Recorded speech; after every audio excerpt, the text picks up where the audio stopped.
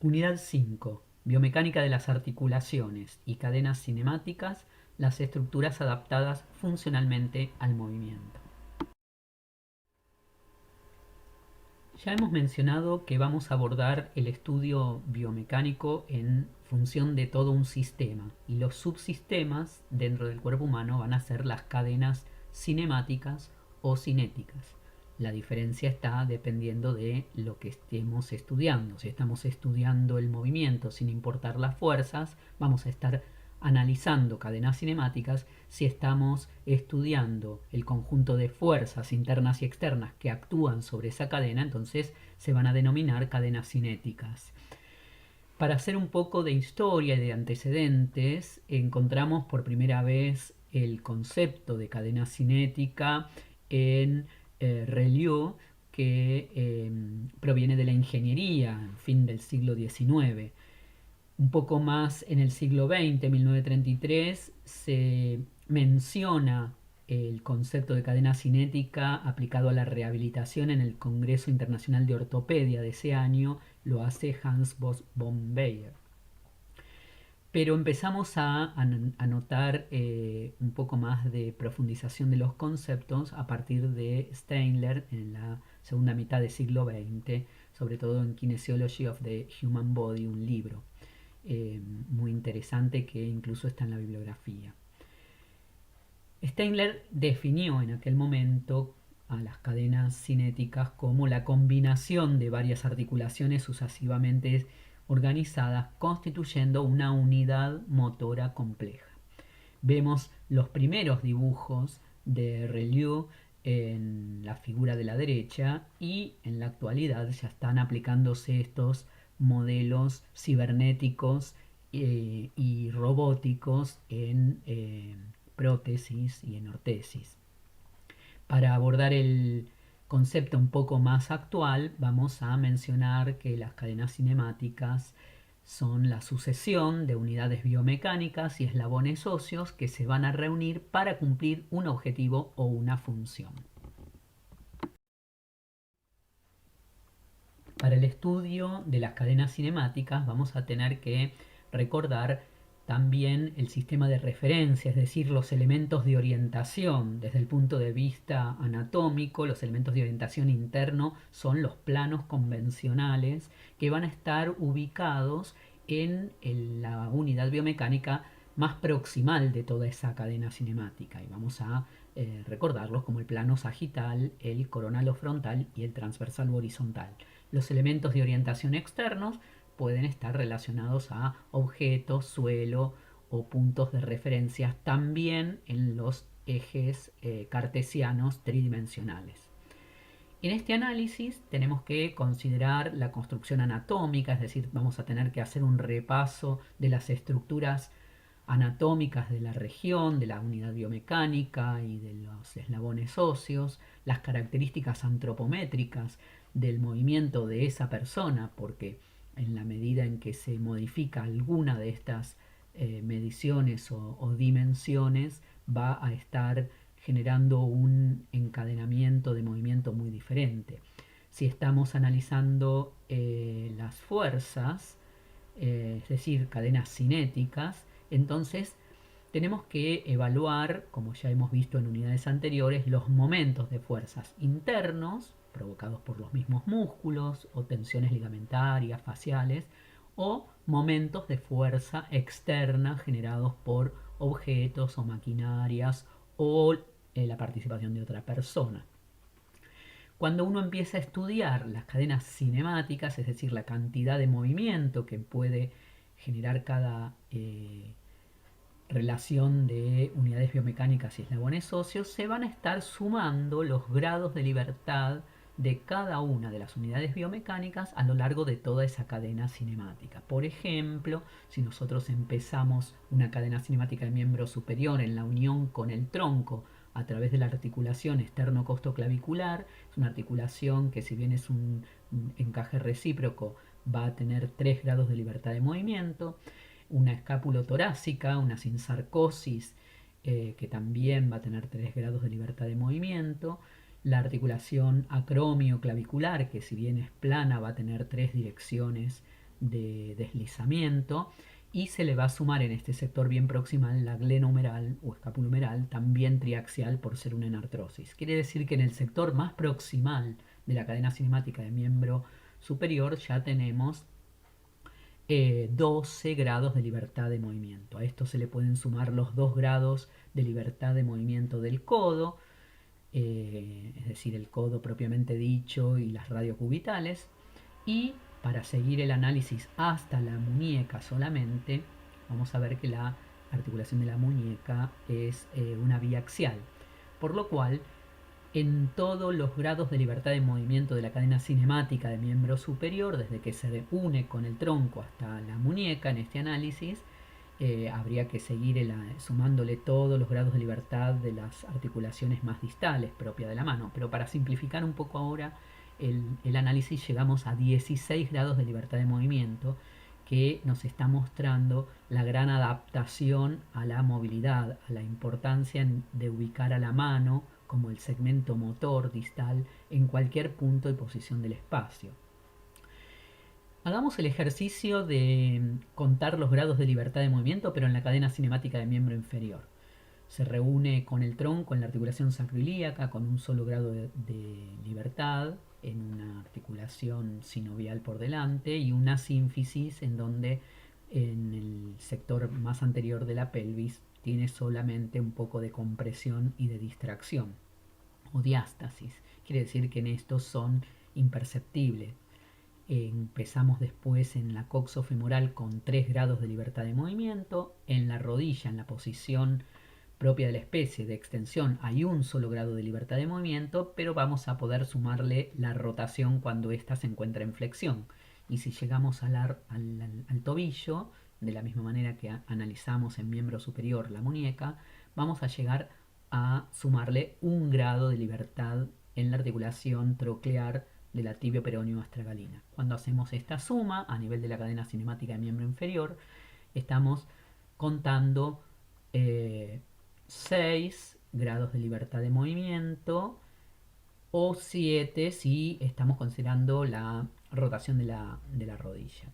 Contrastado con los 16 grados de libertad de movimiento de la cadena cinemática del miembro superior, nos muestra la adaptación del miembro inferior a la estabilidad, a soportar pesa y a transmitir carga en lugar de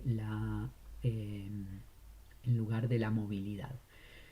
Sin embargo, todos estos grados de libertad de la cadena cinemática, cualquiera que estemos estudiando, excede en las que necesitamos para los movimientos de la vida cotidiana. No llegamos a utilizar ni todos los grados de libertad de movimiento simultáneamente, ni todas las amplitudes, los rangos de movimiento de cada unidad biomecánica. Quiere decir que hay un principio de reservas por las dudas. En algún momento algún sector, un segmento, un óseo, un eslabón o una unidad biomecánica se limita en movilidad, tanto en amplitud como en algún eje, aparece la aplicación del principio de las compensaciones del segmento vecino para poder igual ubicar el objeto o el objetivo del gesto motor y así ser efectivo, eficiente y eficaz. Según estudiamos entonces, el grado de libertad de movimientos de las cadenas cinemáticas va a estar dependiendo de dos parámetros, o del número de segmentos disponibles o de la movilidad de las articulaciones, de las unidades biomecánicas.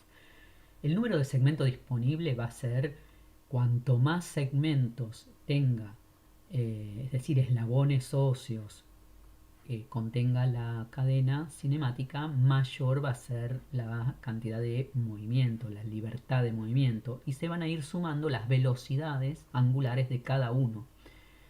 Por esto, por ejemplo, nos va a brindar muchísimas posibilidades de prensión la unión de las articulaciones metacarpofalángica, interfalángica, proximal y distal, que tener una sola articulación con una pinza gruesa sin tanta versatilidad en la toma o presa de los objetos pequeños. La movilidad de las articulaciones va a estar dependiendo del tipo de articulación, es decir, el género, los grados de movilidad, como estuvimos mencionando antes, y el estado de la articulación, es decir, la característica normal de las estructuras. Esto nos va a dar unos grados de movilidad desde el punto de vista pasivo, pero si uno empieza a considerar el estado de la musculatura, la fuerza, la longitud, la tensión, entonces ello va a brindarnos el estado de la movilidad activa de las articulaciones.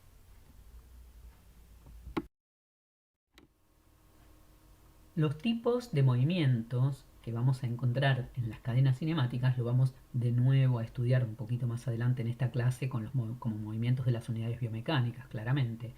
Cuando se consideran en conjunto los movimientos de toda la cadena cinemática, podemos encontrar movimientos de rotación o giro alrededor de un eje longitudinal, o los movimientos de rotación en los otros ejes de los planos perpendiculares a este, que se van a transformar en movimientos angulares. Estos movimientos angulares pueden ser continuos, es decir, que se van sumando los movimientos o los ángulos de movilidad de las articulaciones vecinas, todos en el mismo sentido, como por ejemplo vemos en la primera de la imagen izquierda abajo, que genera un miembro inferior la sucesión de flexión y en el siguiente la sucesión de extensión. O movimientos angulares alternados, es decir, que la sucesión de unidades biomecánicas de la cadena cinemática empieza a realizar recorridos angulares para determinado sistema de referencia, primero en un sentido, por ejemplo, en contra de las agujas del reloj, y luego cuando se va hacia la extensión, en la figura que se encuentra más a la derecha, y a favor de las agujas del reloj cuando genera una flexión de cadera, una extensión de rodilla y una dorsiflexión de pie. Otro concepto es el de traslación de toda la cadena cinemática, y esto se ve en la figura de la parte superior derecha. Si se van alternando movimientos angulares en donde el punto fijo primero es un extremo, se genera un movimiento angular en un sentido, cambia el punto fijo al otro extremo de ese eslabón óseo y avanza con otro movimiento angular para el mismo sistema de referencia, ese hueso o ese centro de masas de estar en una posición inicial se cambió a estar en otra posición con un desplazamiento o traslación.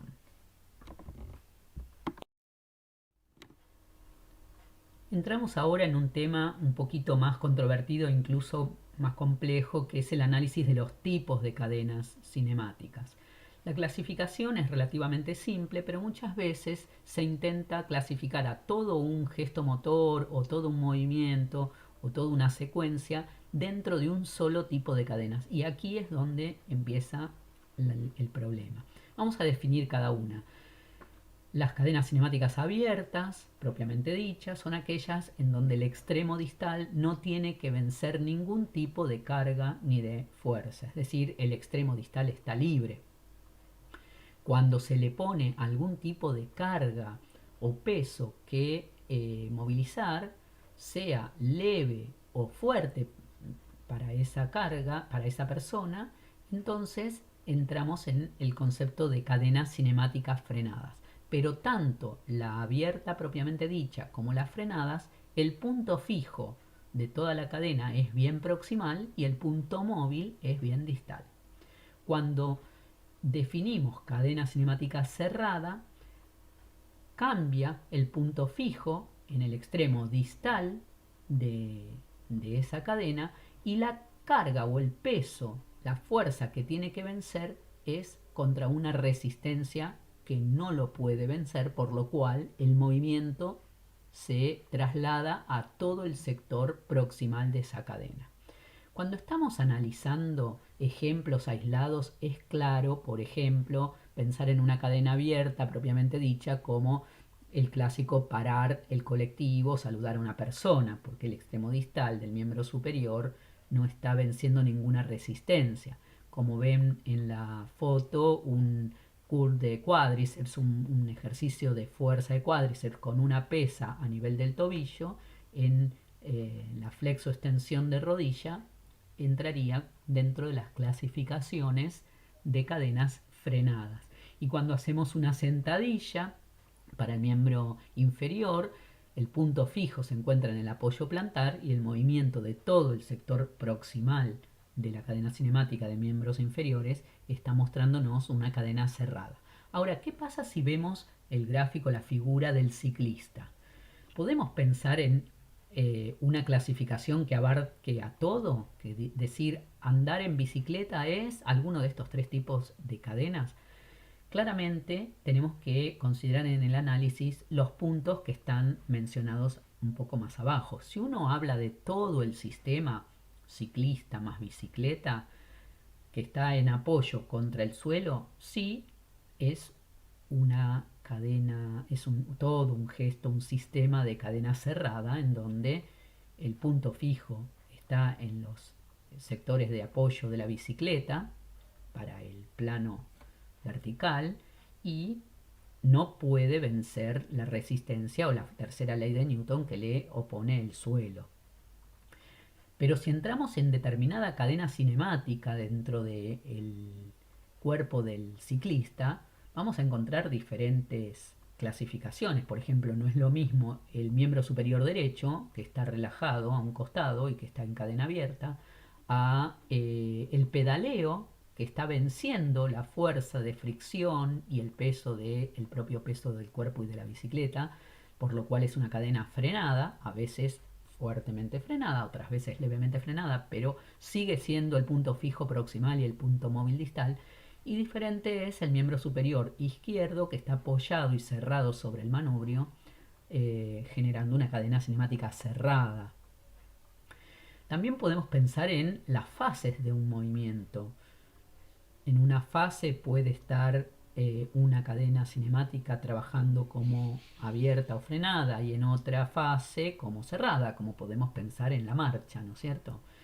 En el sentido del movimiento, no es lo mismo estar recibiendo un salto, amortiguando, que generando el impulso y la potencia para saltar lo más alto o lo más lejos. Es decir, que también hay que tener en cuenta el objetivo de ese movimiento. Si yo estoy en ese momento tratando de alcanzar lo más alto posible para cabecear una pelota, o si estoy tratando de saltar el largo, y hay que ver en ese caso qué fase del movimiento estamos analizando.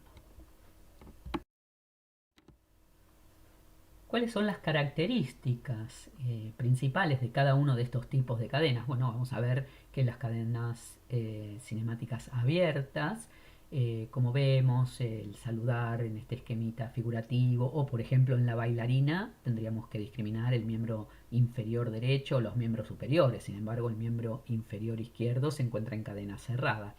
Para analizar las cadenas abiertas con sus características vemos que va a poder producir movimientos rápidos, amplios, como los lanzamientos o los golpes en la fase antes de estar en contacto con el objeto o producir una resistencia en el extremo distal, movimientos balísticos.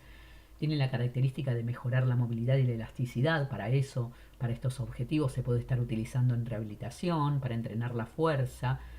Tiene una alta exigencia mecánica y exige mucha coordinación, justamente porque cualquier alteración en la secuencia de la coordinación puede producir lesiones. Las características de las cadenas frenadas, débil o fuertemente, esto depende de cada individuo, de la carga relativa, va a estar definida porque mencionamos el extremo distal está sometido a cargas, o más leves o más fuertes, y permiten un movimiento explosivo, como por ejemplo para los saltos en la fase ya de despegue. Los músculos agonistas en la fase previa al salto van a estar preestirados y acumulando energía de tensión, y son las características como los gráficos de los muñequitos muestran, aquellos ejercicios con pesas o con máquinas de musculación que se pueda vencer la carga en el extremo distal. Sigue siendo el punto fijo proximal y el extremo distal el que se mueve. Las características de las cadenas cinemáticas cerradas, como mencionamos antes, en el extremo distal no puede vencer la carga, de manera que se transforma en punto fijo y los movimientos se empiezan a eh, provocar en el sector más eh, proximal. Son los casos de los movimientos con pedales que, de nuevo, no se vence la resistencia, no como el del ciclista que sí la vence. El suelo, otra persona, en donde se genera una contrarresistencia imposible de vencer, barras o máquinas u objetos que cierren el sistema. Hay traslación del sistema del centro de gravedad, perdón, y se va a poder trabajar con contracciones isométricas, concéntricas o excéntricas, con mucha fuerza justamente que no puede vencerse. Son movimientos como características muy estables con menor riesgo de lesión. Si armamos un cuadro comparativo de las características diferenciales, sobre todo aplicado a la rehabilitación, a los programas de ejercicios en kinesiología, vemos que comparativamente los ejercicios de cadena cinemática o cinética abierta van a estar aumentando las fuerzas de distracción o las rotacionales en una articulación, van a aumentar la deformación articular, disminuyendo la estabilidad y aumentando las fuerzas de cizallamiento. Por lo cual hay que tener cuidado en qué momentos o en qué patologías hay que estar cuidando el uso de este tipo de ejercicios. Mientras que los ejercicios de cadena cinética cerrada van a estar aumentando las fuerzas compresivas articulares, dándole mayor estabilidad y aumentando también la congruencia articular. Entonces, si planteamos determinado gesto motor, vemos el objetivo de ese gesto, como acá estos dibujitos de patear la pelota, lo dividimos en instantes y en fases, vemos el sentido del movimiento, definimos cuál es la cadena cinemática que vamos a estar estudiando y analizamos todo el sistema. Podemos pensar en que un determinado gesto motor se clasifique en un solo tipo de cadena. Este es un poco el ejercicio práctico que van a empezar a aplicar los conceptos que recién vimos. Y entre paréntesis, para profundizar y abarcar bien este tema, tengan en cuenta que dentro de la bibliografía eh, recopilada de la unidad 5 se encuentra el capítulo de Hainaut, en donde habla de cadenas cinemáticas o biocinemáticas como un sinónimo.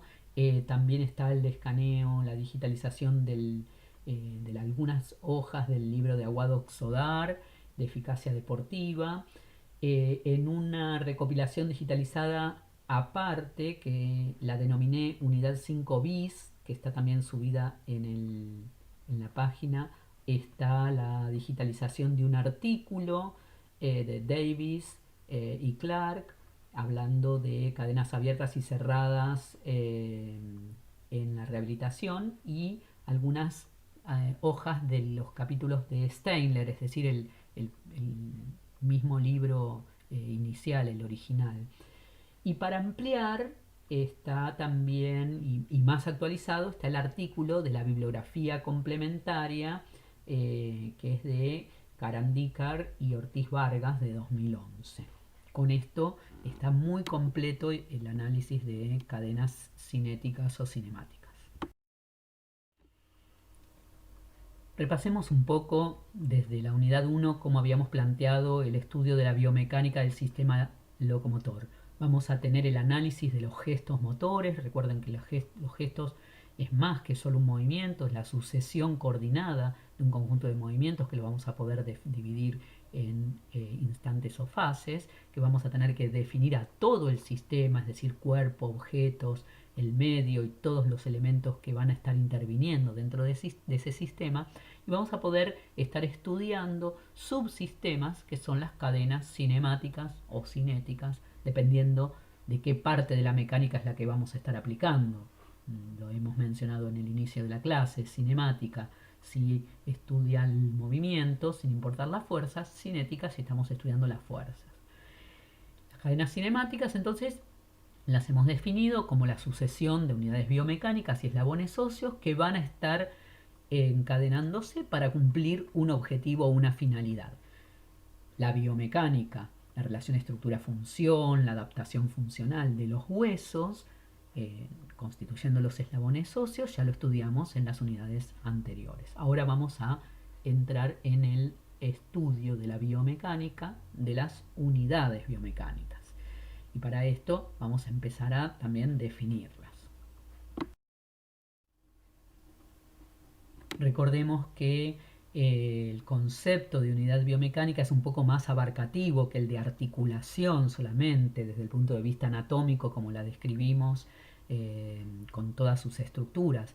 La unidad biomecánica no solamente involucra todas las estructuras articulares, sino también periarticulares, el tejido conectivo, la piel que rodea a ese segmento de la unidad biomecánica, vasos sanguíneos, arterias, venas, linfáticos, los nervios sensitivos y motores que van a estar brindando aporte a esa articulación. Entonces, unidad biomecánica es un poco más amplio y complejo o completo que solamente hablar de articulaciones. Y dentro de esta unidad biomecánica vamos a definir una unidad funcional interna para describir todas las estructuras que se encuentran de la cápsula hacia adentro, superficies articulares, cartílago, elementos de fibrocartílagos intraarticulares, de ampliación, de adaptación, la membrana sinovial, todo lo que están mirando desde la cápsula articular hacia adentro. Mientras que la unidad funcional externa vamos a encontrar la descripción de todas las estructuras que se encuentran desde la cara externa de la cápsula hacia la periferia. Entonces va a estar también los refuerzos de los medios de unión, los ligamentos intrínsecos o refuerzos de la cápsula como los ligamentos a distancia, bolsas serosas, músculos, tendones periarticulares, vainas sinoviales. Todas estas estructuras, la unidad funcional interna y externa, van a tener que adaptarse para cumplir distintas funciones. Algunas articulaciones y unidades biomecánicas se están reuniendo dos o más huesos para brindar movilidad de acuerdo a determinadas amplitudes articulares de rangos de movimiento y cantidad de ejes. Pueden estar dando estabilidad, como el caso de las articulaciones más centrales, como de la columna, o que están soportando más el peso en la zona más baja de la columna lumbar, eh, o protección también, cuando están uniéndose dos o más huesos para generar cavidades y proteger a los órganos que aloja, también transmitir cargas, disminuir la fricción y facilitar el deslizamiento. En el desarrollo articular, tal como habíamos analizado en el desarrollo óseo, se pueden aplicar las teorías genómicas y epigenética. Inicialmente, el desarrollo, la formación de las articulaciones depende de la genética, ¿no? De la teoría genómica, es decir, que en una articulación se encuentre desarrollándose donde debe, que tengamos un codo entre el húmero y el radio y el cúbito, tiene que ver con esta teoría genómica. Y poco va a depender o no va a depender de las presiones mecánicas que se están generando inicialmente. Pero los movimientos tempranos de estas extremidades, por lo menos en un embrión de unos 54 días, pueden empezar a contribuir con la cavitación de esa articulación.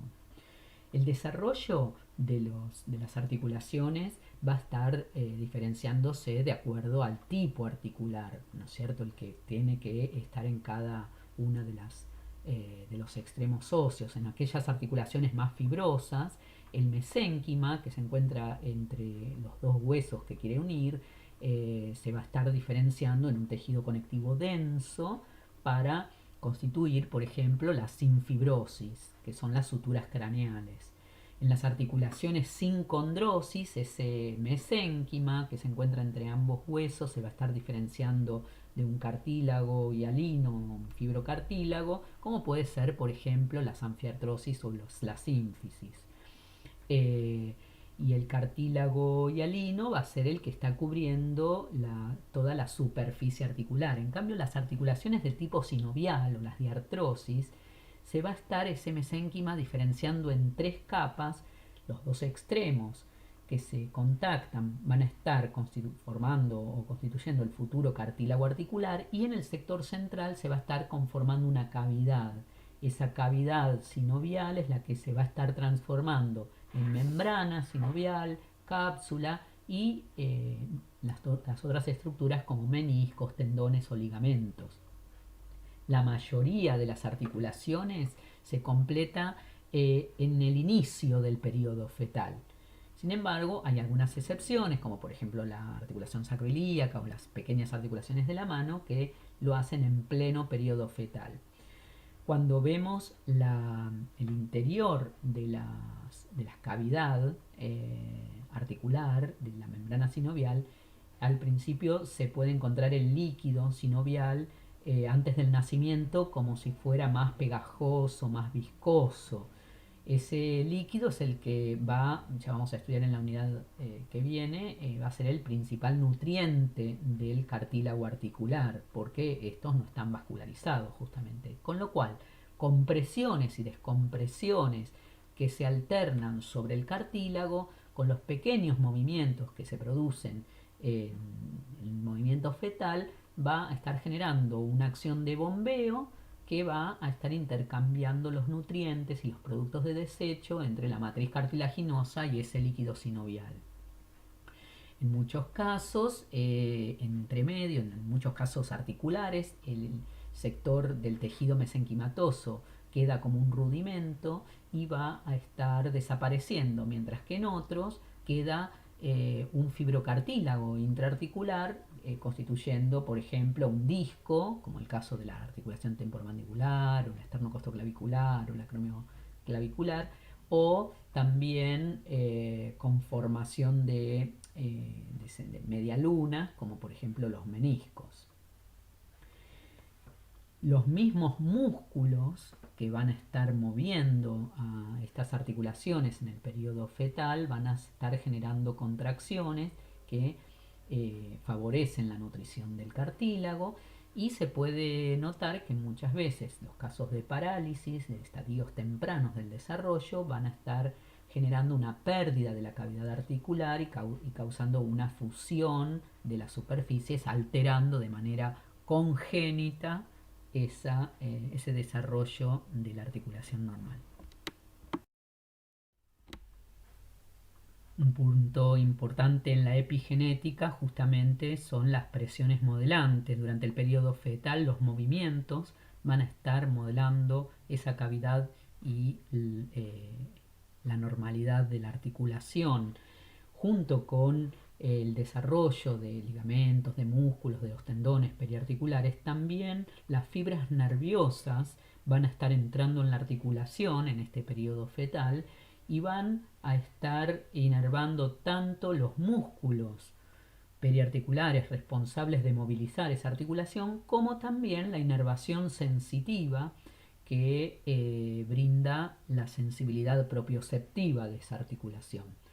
Por lo cual es importante o es de interés comprender la estrecha relación que hay entre la articulación y los músculos periarticulares, todos inervados muchas veces por el mismo nervio y encargado tanto de la protección como de la estabilidad de la articulación y de la propiocepción. La adaptación funcional de las articulaciones, de las unidades biomecánicas, van a estar relacionando la estructura y la función. Y vamos a tener cuatro conceptos, cuatro parámetros para poder analizar esta adaptación funcional. La morfología, es decir, la forma de las superficies articulares, la movilidad, la congruencia y la estabilidad. Vamos a ir desarrollando cada una. La morfología es decir, la forma de las superficies articulares va a estar definiendo la mecánica articular. Y vamos a encontrar una clasificación un poco más actual que de todas maneras no contradice a la que estudiamos en anatomía, pero esta está brindada por la Universidad de Oxford a través de los autores Tortora y Grabowski. Ellos hacen una división funcional de aquellas articulaciones no sinoviales y las sinoviales o de artrosis. Dentro de las no sinoviales están clasificadas por el tejido que se encuentra dentro de su medio de unión. Entonces vamos a encontrar las articulaciones fibrosas, las que nosotros estudiamos como suturas o sinartrosis, las sindesmosis, que son unión a través de los ligamentos, y las gonfosis, que es la unión particular de la pieza dentaria en su alvéolo. Cuando el medio de unión es cartilaginoso, entonces vamos a estar hablando de la sincondrosis, típicos de la unión de las bases del cráneo y de la cara. Las fibrocartilaginosas, típicas, las anfiartrosis y sínfisis, y a través de músculos, las que estudiamos como sinsarcosis. En cambio, las articulaciones sinoviales, las articulaciones de artrosis que conforman una cavidad articular más compleja, en donde tienen muchos de todos estos elementos, es decir, que tiene tejido fibroso, fibrocartilaginoso, ligamentos, músculos y tendones periarticulares, van a estar clasificadas de acuerdo a su forma articular y de acuerdo a la cantidad de ejes que van a poder moverse. Nosotros estudiamos las articulaciones planas, también denominadas artrodias, que no son axiales, es decir, que van a poder moverse en 3 direcciones y en 6 sentidos distintos a través de los deslizamientos. La articulación troclear o en bisagra van a ser mono o uniaxiales y van a generar movimientos angulares. Una articulación trocoide, también denominada pivot, también es uniaxial o monoaxial, pero el tipo de movimientos característicos son las rotaciones. Los movimientos biaxiales, las articulaciones, mejor dicho, biaxiales, van a estar representadas por aquellas que son condilias o ciliares. En este caso, ciliar habla de silla de montar o encaje recíproco, y se van a generar movimientos angulares en 2 planos. Mientras que las esferas, las denominadas enartrosis, son triaxiales y van a tener movimientos angulares y de rotación. Si nosotros analizamos este tipo de articulaciones, desde las no sinoviales, fibrosas, cartilaginosas, vemos que tienen una distribución ubicada en el cuerpo en sentido céfalo-caudal y luego próximo-distal. Es decir, que empezamos teniendo a nivel del cráneo la sinfibrosis, en la base del cráneo y la cara la sincondrosis para tratar de proteger los órganos nobles, el sistema nervioso, luego las anfiartrosis, las fibrocartilaginosas que encontramos en la línea media, en todo el eje, a lo largo de la columna, en la sínfisis púbica, en algunas articulaciones del esternón, y yendo hacia lo más caudal y lo más lateral o distal, vamos a encontrar las articulaciones diartrosis o sinoviales, en donde la movilidad va a ser la característica de esta mecánica articular. Podemos encontrar entonces ejemplos a lo largo de todo el cuerpo de esta clasificación según la morfología. Y lo que tenemos en estos gráficos son los 6 géneros articulares de las diartrosis. Por lo tanto, la morfología de la estructura de las superficies articulares nos va a estar dando los ejes de movilidad. Van a estar relacionados morfología con movilidad. Vamos a poder clasificar, como estuvimos mencionando antes, en las articulaciones uni, bi o triaxiales y relacionarlos con los géneros articulares o la clasificación según la forma de la superficie articular clásica que hemos estudiado en anatomía. Encontramos otra clasificación según McConnell, de principios del siglo XX, primera mitad del siglo XX, así que no es de las últimas. Sin embargo, habla de una clasificación un poco más funcional, dividiendo en una clasificación anatómica y mecánica. Encontramos una clasificación que la articulación es anatómicamente simple cuando está reuniendo dos o más huesos dentro de una misma cavidad articular, y compleja cuando se forman dos cavidades articulares, dos cavidades sinoviales, como es el caso típico de la articulación temporomandibular dividida completamente por su disco articular. Desde el punto de vista mecánico, una articulación simple es aquella ovoidea, es decir, como un segmento de un huevo convexo en una superficie que se corresponde con una concavidad en ambos planos de la otra superficie. En esta está abarcando a las enartrosis, a las condilias, a las incluso de poco grado de curvatura, artrodias o planas, y la mecánicamente compleja, que son las ciliares, sillas de montar o encajes recíprocos, en donde tenemos una concavidad en un plano, en un sentido, y una convexidad en el otro, que va a estar encastrando exactamente con su superficie opuesta. En esta, una ciliar o alterada, estaría también la troclear dentro de la clasificación de McConnell. La morfología articular, la forma de las superficies articulares, también tiene que ver con otro de los conceptos de la adaptación funcional, que es la congruencia. La congruencia en una articulación en dos superficies que se corresponden son superficies simétricas, en donde la mayor cantidad de los puntos de una superficie se corresponden a puntos a distancias iguales con la superficie que se enfrenta.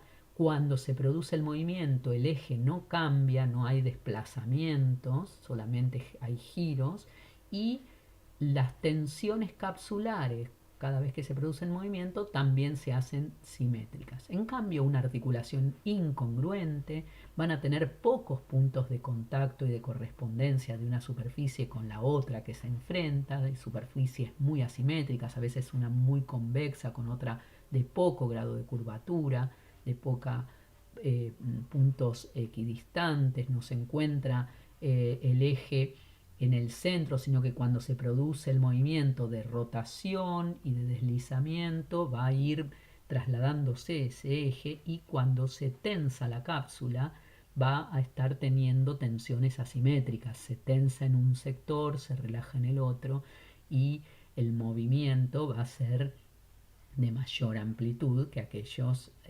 congruentes. Así como la morfología la relacionamos con la movilidad, el concepto de congruencia lo vamos a relacionar con la estabilidad.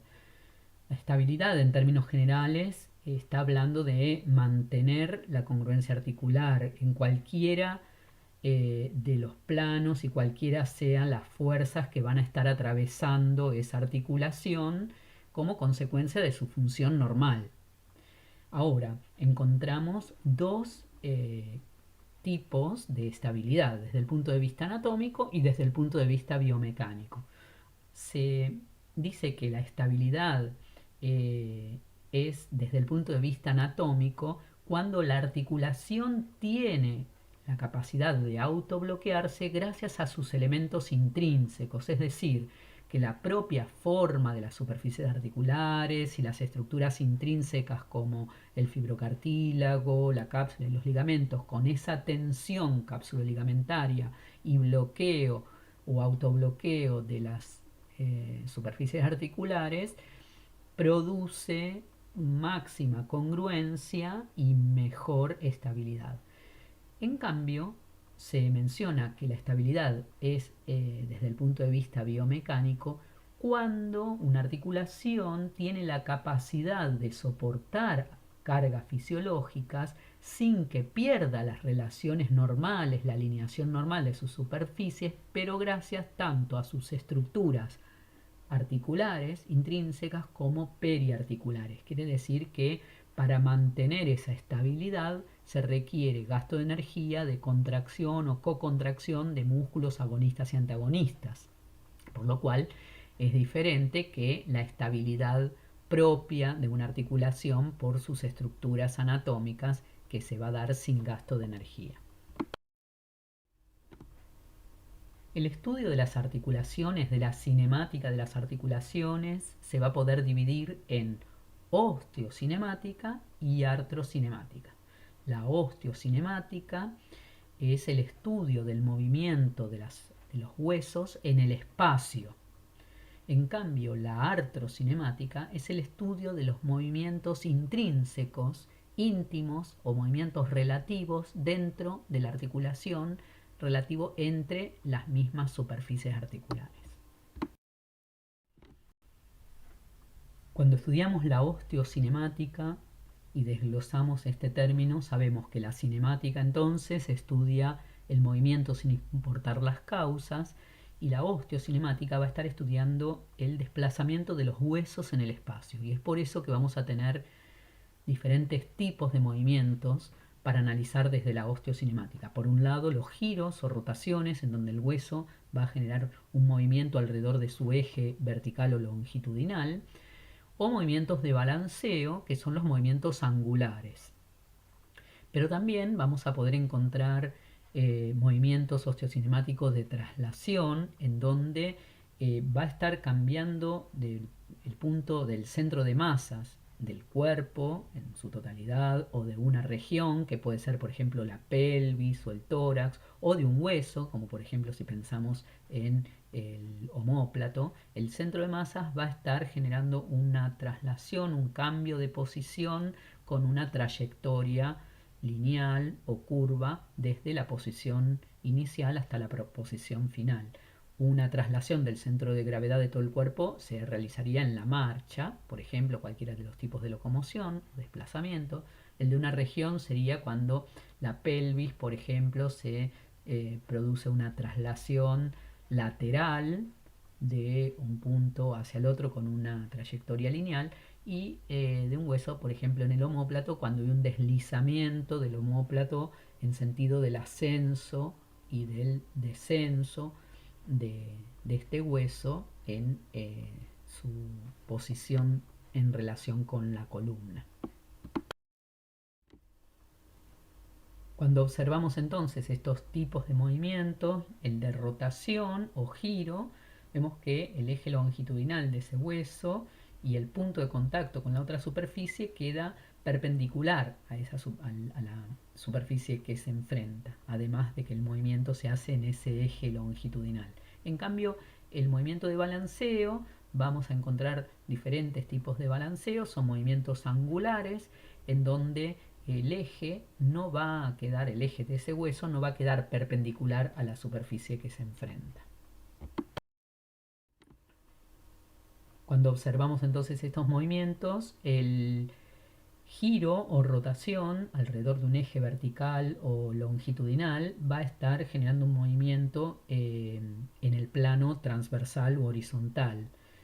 Cuando estamos hablando de balanceos, el eje, que en este caso Gray lo está poniendo como un eje mecánico, pero nosotros ya estudiamos que el concepto de eje mecánico es uniendo los dos centros de rotación de las articulaciones vecinas, quiere decir que tendría que estar uniendo el centro de la cadera con el centro de la rodilla, y el desplazamiento del fémur con el movimiento angular puede estar barriendo el plano sagital o el plano frontal o coronal. Dentro de los balanceos vamos a poder diferenciar balanceos puros cuando el hueso está barriendo un solo plano, como por ejemplo puede ser el plano frontal o coronal para este ejemplo, y está realizando un movimiento de aducción o abducción. O balanceos impuros en donde el hueso se mueve de manera angular pero no se circunscribe a un solo plano. La base o el extremo distal de ese hueso está conformando como la base de un cono y estaría relacionado con los movimientos denominados de circunducción. Podemos entonces relacionar los planos convencionales que ya estudiamos con los tipos de movimiento osteocinemáticos, porque sabemos que en osteocinemática estudiamos el desplazamiento del hueso en el espacio y desde el punto de vista convencional podemos ver los planos sagital, frontal o transversal y relacionar que los movimientos de balanceo se van a estar realizando en el movimiento, en el plano, perdón, sagital y frontal o coronal, y los de giro o rotación en el plano horizontal o transversal. Entonces, en el análisis de los movimientos osteocinemáticos podemos hacer una correlación de los planos, que ya estudiamos en anatomía, los ejes, los movimientos osteocinemáticos, es decir, balanceos o giros, y el nombre de estos movimientos dependiendo del plano y el eje que se está moviendo. Por ejemplo, balanceos del plano sagital a través de un eje lateral se van a denominar flexión y extensión. Los balanceos a través de un eje anteroposterior que cruza el plano frontal o coronal van a ser movimientos de abducción-aducción o los de inclinación o inflexión lateral. Los movimientos de giro o rotación van a estar realizándose alrededor de un eje longitudinal o vertical que atraviesa el plano horizontal o transversal. En el estudio osteocinemático también podemos analizar estos dos tipos de rotación, una rotación conjunta o una rotación adjunta. Hagamos una prueba experimental de movimiento con nuestro miembro superior, iniciando el movimiento y ubicándolo al costado del cuerpo, con la palma de la mano en contacto con el muslo y el pulgar hacia adelante. Si empezamos con un movimiento por el plano sagital, generando un movimiento de flexión hasta 180 grados, nos queda el miembro superior elevado por encima de la cabeza, la palma mirando hacia adentro, hacia el eje medio del cuerpo y el pulgar hacia atrás. Si continuamos este movimiento por el plano coronal hacia un movimiento de aducción, es decir, volviendo a la posición inicial, vamos a encontrar que apenas llegamos al contacto de la mano contra el muslo, la palma está ubicada mirando hacia afuera y el pulgar hacia atrás. ¿Qué es lo que pasó? Si hicimos un movimiento combinado de dos planos, del plano sagital y del plano frontal. ¿Por qué se generó una rotación de todo el miembro de 180 grados? Es decir, el pulgar antes estaba mirando hacia adelante y luego estaba mirando hacia atrás.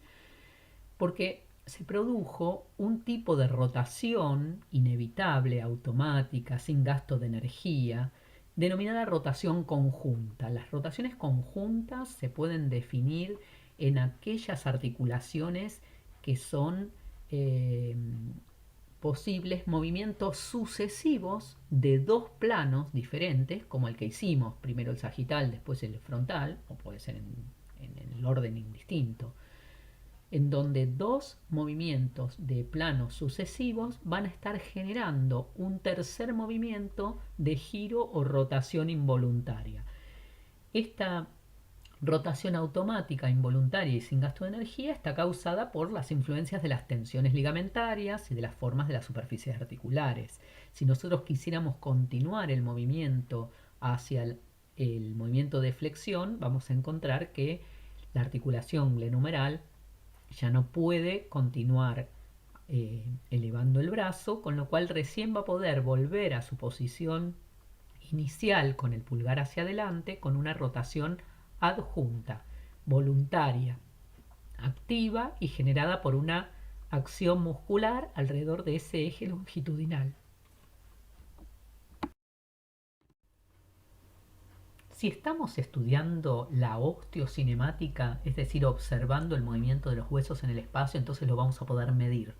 Vamos a poder medir cantidad de movimiento desde el punto de vista de dos dimensiones. O la cantidad de ejes, es decir, la libertad de movimiento, alrededor de los cuales una articulación, una unidad biomecánica puede estar generando el movimiento. Ya lo hemos visto, esto relacionado con la morfología y puede estar clasificada en uni, bi o triaxial. pero también podemos cuantificar el movimiento en rango de movimiento. En la jerga se le dice ROM por el término inglés Range of Motion. Y estamos hablando en esto de la amplitud articular, es decir, cuántos grados desde la posición anatómica realizó un movimiento angular o un balanceo, o un giro o cualquiera de estos movimientos osteocinemáticos. Para la valoración y la cuantificación tenemos lo que en general se utiliza en kinesiología, en rehabilitación, que es la goniometría. A través de la aplicación de una medición de ángulos podemos con técnicas precisas tratar de minimizar el sesgo que se encuentra interevaluador cuando estamos analizando la movilidad o los grados de movilidad de una articulación. Un test manual de movilidad que tiene mucha variación interevaluador, entonces sirve solamente como un testeo para un mismo profesional y de una manera mucho más amplia y subjetiva, es este test en donde se diferencia el rango normal de movilidad para esa articulación de acuerdo a la bibliografía y comparado con el otro miembro en el caso de articulaciones bilaterales propia de cada individuo, la hipomovilidad que va a estar determinada por los grados 2, 1 y 0 hasta no tener nada de movilidad o observar una anquilosis, o la hipermovilidad, es decir, ir más allá del rango normal, sin dolor, con dolor, o una articulación totalmente inestable que estaría dado por los grados 4, 5 y 6 del test manual. El rango de movimiento, es decir, el ROM, la cantidad de grados de movilidad de cada articulación, va a estar variando de acuerdo a la edad, al sexo, a la actividad física, incluso a las características individuales, las laxitudes de los tejidos, etcétera. Pero vamos a encontrar algunos límites para cada articulación que tienen que ser normales. Por ejemplo, para determinado movimiento va a ser un límite la tensión cápsulo-ligamentaria. En otros casos, quien va a estar limitando el movimiento va a ser la tensión y la resistencia pasiva de todos los músculos y los tendones periarticulares, sobre todo los antagonistas al movimiento que estamos realizando. Hay otros movimientos que van a llegar hasta topes óseos. Hay otros que van a frenarse debido a máximo contacto de las superficies articulares, es decir, estos casos de autobloquearse, de mucha congruencia y mucha estabilidad. Hay otros movimientos que se van a limitar por la aproximación de las partes blandas de los segmentos vecinos o por el contacto directamente de los segmentos corporales eh, de segmentos vecinos. Cada uno de estos tipos de límites vamos a poder ir analizándolo en distintos movimientos de distintas unidades biomecánicas. Así que la propuesta de trabajo práctico va a ser ir buscando algún ejemplo de cada uno de ellos. La otra rama de la cinemática que se va a estudiar es la artrocinemática, es decir, también vamos a estar estudiando los movimientos sin importar las causas, como la cinemática, pero vamos a hacer un estudio de aquellos movimientos intrínsecos relativo entre las superficies articulares, lo que está sucediendo adentro de la articulación entre ambas superficies articulares. Y vamos a ver que los tipos de movimientos artrocinemáticos son diferentes que los que ya estuvimos viendo en la osteocinemática. Vamos a encontrar el movimiento de deslizar cuando un punto de una superficie se va a poner en contacto sucesivo con varios puntos de la superficie sobre la cual se enfrenta. En cambio, el rodar es un movimiento artrocinemático en donde cada punto de una superficie se va a poner en contacto sucesivo con los puntos correspondientes uno a uno de cada una de las superficies enfrentadas. La rotación o giro es un movimiento artrocinemático en donde si se amplía ese punto microscópico donde está girando el trompo, vamos a encontrar que muchos puntos de una superficie se ponen en contacto con uno solo de la otra alrededor de ese eje longitudinal o vertical. Vamos a tener que estudiar simultáneamente, mientras que sucede un movimiento osteocinemático, que es el desplazamiento del hueso en el espacio, que es lo que observamos, qué es lo que está sucediendo dentro de la articulación con los movimientos artrocinemáticos. Los movimientos artrocinemáticos, es decir, el rodar, el deslizar o la rotación, al ser movimientos relativos entre las superficies articulares que se enfrentan dentro de una articulación, va a tener que estar definiéndose en primera instancia cuál es el punto fijo y cuál es el punto móvil. Con lo cual, acá tenemos que volver a recordar la clasificación de los tipos de cadenas cinemáticas. Recordamos que en las cadenas cinemáticas abiertas o frenadas, el punto fijo es proximal y el punto móvil es distal, como en el caso del gráfico de la derecha, en donde se está realizando un movimiento de extensión de rodilla, donde la tibia es el segmento móvil y el fémur el fijo. En cambio, si estamos frente a un tipo de cadena cinemática cerrada, el punto fijo es distal, en este caso es el gráfico de la izquierda, donde el movimiento de extensión de rodilla se da en el fémur y el punto fijo es la tibia.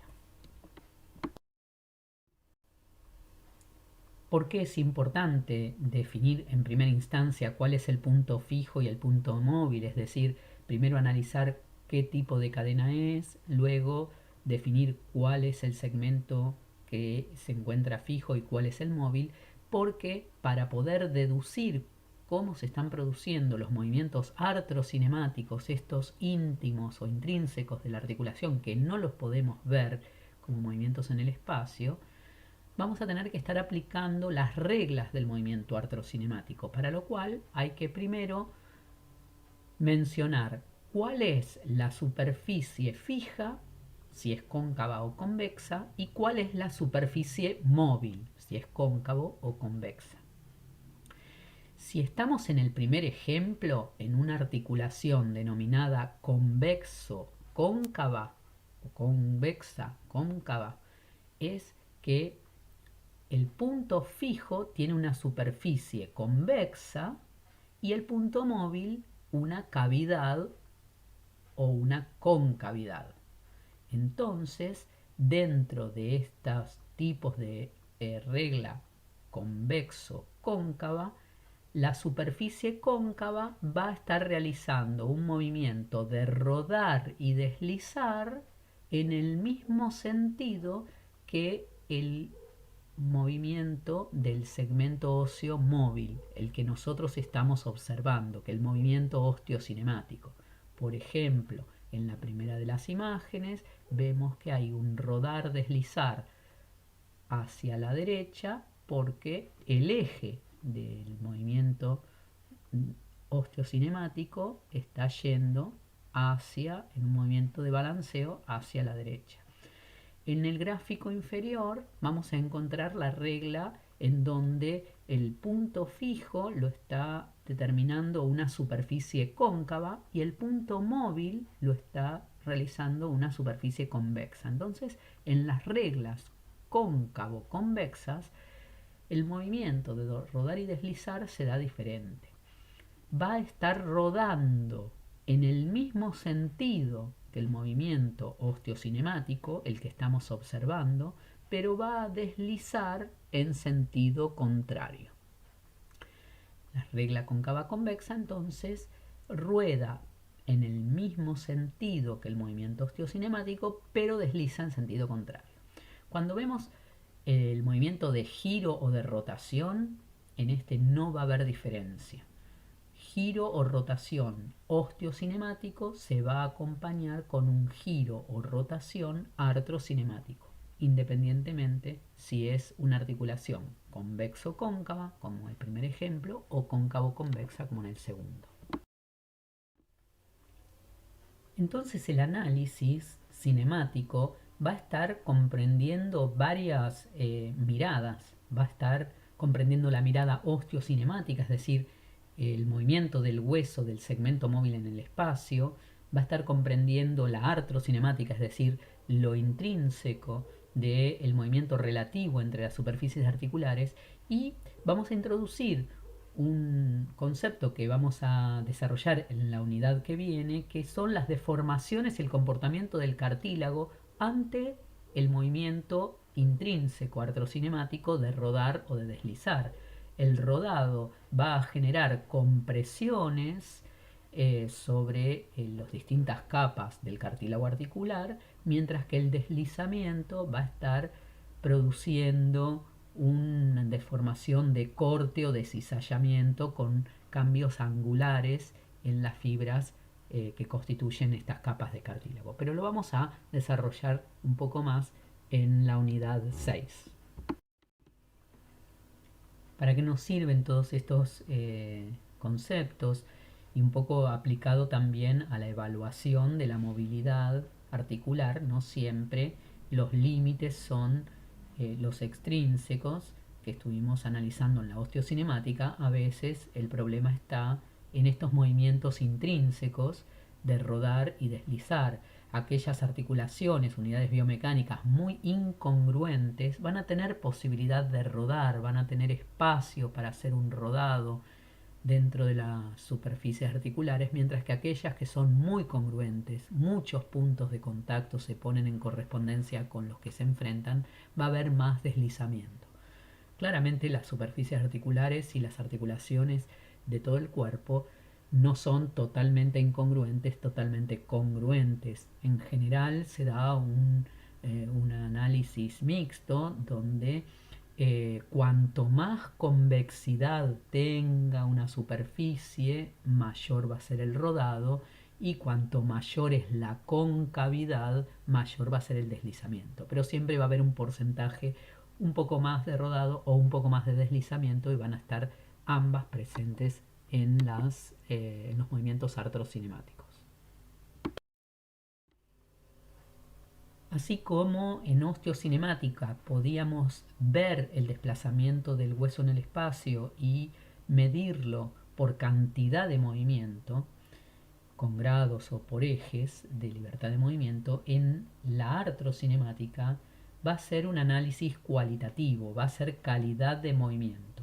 Para la calidad de movimiento tenemos que definir dos conceptos: el Enfield o sensación terminal y el slack o juego articular. Para el Enfield necesitamos primero pedirle a la persona que realice en la articulación que vamos a evaluar un primer movimiento activo. Quiere decir que lo va a realizar con su propia fuerza y va a llegar a un primer límite, lo que se denomina un primer stop. Una vez que se llega con el movimiento activo al primer stop, una fuerza externa, en general el del kinesiólogo o el de otra persona, va a continuar ese movimiento en el mismo sentido que se había iniciado, y el movimiento va a ser pasivo hasta llegar a un segundo límite o un segundo stop. Entre el primer stop y el segundo stop vamos a percibir la respuesta del tejido denominado Enfield, denominado sensación terminal, y vamos a ver que hay un Enfield, una sensación terminal fisiológica para cada articulación. O, si esto no se está dando, podemos incluirlo dentro de los Enfield patológicos. Por otra parte, el slack o juego articular es una soltura mecánica que tiene que tener todas las articulaciones normales y que se puede evaluar con un movimiento en sentido de cizalleo de la articulación, con un movimiento provocado por una fuerza externa, quiere decir que para el paciente, para la persona es un movimiento totalmente pasivo y requiere cierta soltura cápsulo-ligamentaria que permite el deslizamiento. Cuando no se encuentra ese slack o juego articular, lo primero que se pierde es el deslizamiento y vamos a tener una articulación hipomóvil. El Enfield, entonces, esa sensación terminal la vamos a percibir entre el primer stop activo y el segundo stop pasivo generado por una fuerza externa.